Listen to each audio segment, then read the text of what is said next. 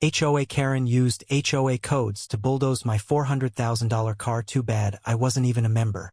What happens when your most prized possession, a meticulously restored masterpiece, a symbol of dedication and passion, becomes the arbitrary target of a neighborhood tyrant's delusion of grandeur, pushing you to the brink of what you thought possible, only to discover their entire crusade was based on a lie? My name is Julian Vance, and my sanctuary wasn't a sprawling estate or a secluded cabin, but my garage. Inside it, and occasionally on my driveway for admiring glances, resided a piece of automotive history. A pristine 1965 Ferrari 275 GTB/4, meticulously restored over a decade, every curve and gleaming chrome detail a testament to countless hours, specialized skills, and an undeniable love for mechanical artistry. It was a rolling sculpture, a symphony of steel and leather, and my pride and joy, valued at well over $400,000. My property, a standalone house with a generous plot, sat on the very edge of the meticulously manicured elite enclaves, a community whose very name bespoke its residents' self-perception of exclusivity and refined taste. Though my land abutted their manicured lawns, my property lines, clearly marked by a robust, old stone wall, unequivocally placed me outside their HOA's jurisdiction. Or so I believed, until Brenda Sterling, the formidable and self-appointed HOA president, decided my automotive masterpiece was an unacceptable affront to her perfect world. Brenda Sterling was a woman of sharp angles and even sharper opinions. Her platinum blonde bob was perpetually styled to architectural precision, her designer suits crisply ironed, and her voice possessed a tone that could cut through concrete. She ran the elite enclave's HOA like a personal empire, dictating everything from acceptable shrub height to the precise shade of exterior paint. Her latest fixation? My Ferrari. She deemed its vibrant Rosso Corsa racing red an aesthetic violation, its vintage lines disruptive to the modern minimalist theme of the enclaves, and its very presence an unnecessary display of ostentation.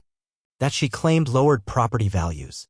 Her demand was unequivocal, delivered with the practiced air of a queen addressing a peasant. Mr. Vance, she'd purred, her lips barely moving, during a particularly infuriating, uninvited courtesy visit to my driveway one sunny morning. That vehicle is simply unacceptable. It clashes horribly with the refined sensibilities of elite enclaves. It's an eyesore, frankly, and attracts the wrong kind of attention.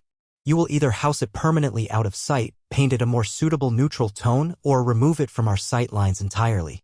This is for the good of the community, you understand. For our collective aesthetic integrity and property values. Her dismissive wave of a diamond-laden hand underscored her absolute authority, her eyes barely making contact, as if I were a particularly stubborn smudge on her otherwise pristine vista. Her arrogance was breathtaking, her sense of entitlement boundless, as if my very existence was an inconvenience. I tried to reason with her, calmly explaining that my property was not, and never had been, part of the elite enclave's HOA. I pointed to the stone wall, the historical property markers, and the simple truth that my property taxes were paid to a different municipality. I even offered to install a tasteful, custom-built retractable screen to obscure the car when it was parked on my driveway for a few hours. Mrs. Sterling, I patiently explained, holding up diagrams of the discrete screen, this car is legally parked on my private property. It's a collector's item meticulously maintained to the highest standards. I understand your aesthetic preferences, but I am not a member of your HOA and therefore your rules do not apply to me. She merely scoffed, pushing the diagrams away as if they carried a contagion. Legalities are a minor inconvenience, Mr. Vance. Community standards are paramount. And believe me, the HOA has ways of ensuring compliance. You will regret this obstinance. We will not tolerate such a blatant disregard for our community's visual harmony. Her icy resolve was chilling, a thinly veiled threat of unknown consequences, leaving no room for negotiation. The threats escalated. Letters from HOA lawyers arrived, then official-looking violation notices citing vague nuisance codes and threatening absurd daily fines for unapproved vehicle display and aesthetic blight. I ignored them. I dropped everything, leaving the auction in a blur, and sped back home, my heart pounding a frantic drum against my ribs.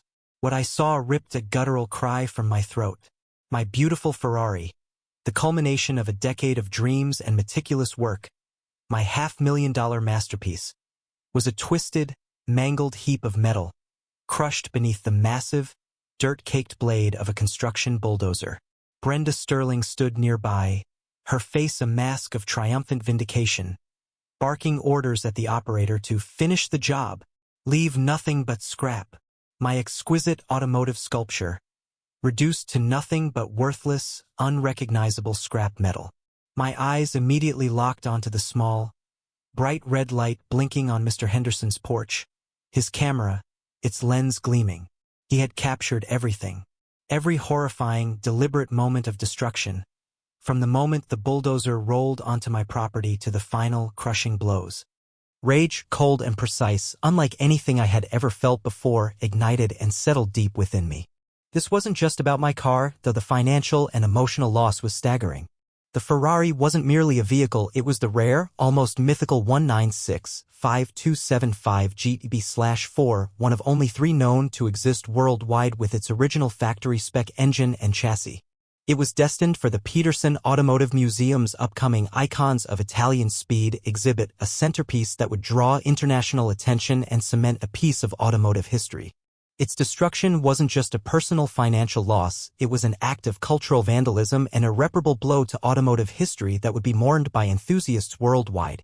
But there was a darker, more insidious truth. Mr. Henderson, a man whose long tenure in the neighborhood made him a walking encyclopedia of local gossip and land dealings, had recently confided that Brenda was quietly pushing a new community expansion initiative, clearing the land adjacent to the enclaves for a massive, exclusive elite polo field, a private amenity exclusively for her inner circle, requiring the annexation of my property and several other non-HOA lots. My car, my very presence, was an inconvenient obstacle, and she used the fabricated HOA code as a false pretense for its illegal removal. Her act of destruction wasn't just petty, it was a calculated, criminal act of property seizure driven by insatiable greed and a pathological desire for absolute control over every inch of what she perceived as her domain. I stormed onto my property, my voice raw with fury, ignoring the crumpled metal and the buzzing of the bulldozer. "Brenda, what have you done, you monster?" I roared, pointing at the mangled wreck. She turned, her triumphant smirk still in place, then hardened into contempt as she recognized me. "Oh, Mr. Vance, so you finally decided to pay attention? This is simply a necessary enforcement of Elite Enclaves Code 4.7b concerning unapproved and unsightly large vehicles that detract from community value. You were warned repeatedly. We had no choice but to take decisive action. Consider it a favor, actually. Now we can finally have some proper greenery here, a more cohesive aesthetic." Her voice was dismissive, utterly devoid of remorse, as if crushing a priceless artifact was a mundane chore. She pulled out a laminated HOA document, clutching it like a shield, as if that flimsy piece of paper could justify the irreparable damage and her criminal act. "I am not, and never have been, a member of your HOA, Brenda," I yelled, my voice shaking with uncontrolled rage. "Your codes mean nothing to me. This is private property. This is criminal. You just destroyed a national treasure." "Private property?" she scoffed, a sneer twisting her lips. "Your lot is clearly within our visual sphere of influence. And besides, your classic car was a relic and eyesore. It belonged in a junkyard, not on our pristine streets. You should be thanking me." She was utterly unhinged, high on her own perceived authority, a dangerous blend of delusion and self-importance. "Actually, Mrs. Sterling, he's absolutely right. And you have no jurisdiction here whatsoever." The calm, authoritative voice cut through the tense, acrid air. A sleek black SUV, unmarked, pulled silently into my driveway, avoiding the debris. Out stepped Detective Harding, from the county's major crimes unit, a man known for his quiet intensity and meticulous investigations. With him was Eleanor Vance, the tenacious investigative reporter from the city's largest newspaper. Her camera crew already jumping out, cameras rolling, lights blazing, illuminating the scene of devastation. I had called Detective Harding immediately after Mr. Henderson's frantic call, and, in a moment of brilliant defiance, Mr. Henderson, witnessing Brenda's blatant arrogance, had already sent a copy of his unedited, high-definition drone footage to Eleanor, knowing her past exposés on HOA corruption. "We received a rather alarming video, Mrs. Sterling," Detective Harding stated, his gaze sweeping from the mangled Ferrari to Brenda's now pale, smug face. "An act of felony vandalism clearly recorded. On private property that is unequivocally outside your HOA's legal boundaries. Your claim of jurisdiction is entirely false. He then turned to me, his expression softening slightly. Mr. Vance, we also have corroborating evidence from the Peterson Automotive Museum and international automotive historians confirming the immense historical value of this vehicle, which now represents an irreparable loss to both you and the global cultural heritage. Your actions, Mrs. Sterling, are an international incident.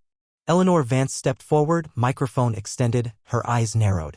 Mrs. Sterling, sources within the county planning office and internal HOA communications we've acquired have indicated you've been secretly lobbying for a rezoning of Mr. Vance's property and other adjacent non-HOA lots for a private elite polo field.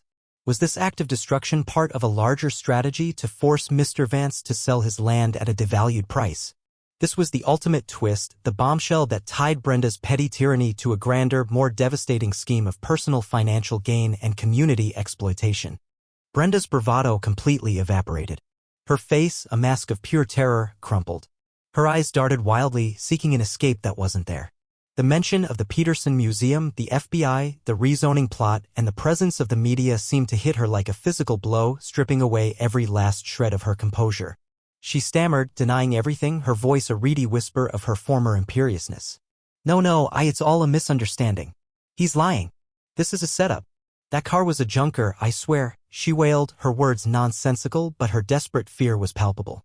She looked utterly terrified, her perfect facade cracking and crumbling before our eyes, revealing a raw, ugly desperation. Detective Harding stepped closer, his voice firm and unwavering. A misunderstanding, Mrs. Sterling?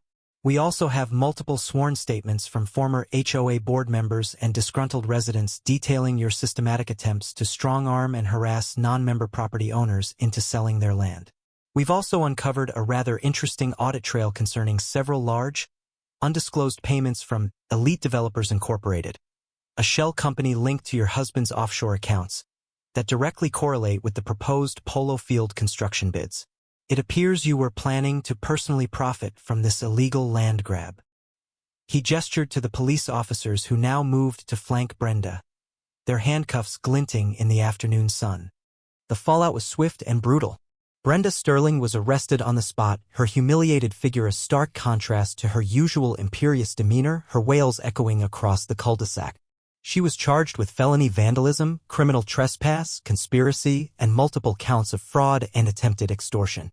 The news of her arrest, the irrefutable video evidence of her destroying the irreplaceable Ferrari, the exposé of her corrupt land grab scheme, and the chilling detail about her attempts to devalue my home through harassment, exploded in national and even international media, painting her as a cautionary tale of unchecked power and malicious greed. The elite enclave's HOA facing immense public outrage, multiple class action lawsuits from residents whose own property rights had been quietly eroded by Brenda's manipulations, and a full-blown financial audit by county and federal officials, immediately removed her from her presidency and publicly disavowed all her actions.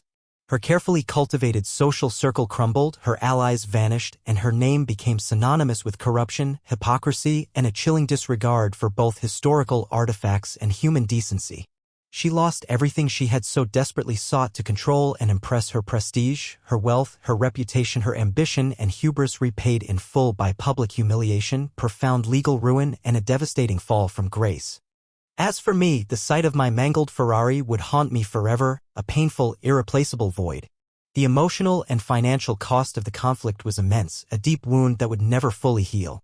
But there was also a quiet, grim satisfaction. Justice, however brutally delivered, had prevailed. The Peterson Museum mourned the loss but vowed to honor the car's memory with a special exhibit on automotive preservation and the dangers of unchecked power. My property, truly mine, stood as a defiant monument to the defeat of an unjust tyrant, a reminder that some things, like passion and heritage, cannot be bulldozed. It leaves us to ponder: when does the pursuit of perceived community perfection become a dangerous, destructive obsession that tramples individual rights and cultural heritage? How far should individuals go to protect their passions and property from the unchecked aggression of others? And what is our collective responsibility to scrutinize the power wielded by those in authority, lest they dismantle the very foundations of our lives for personal gain?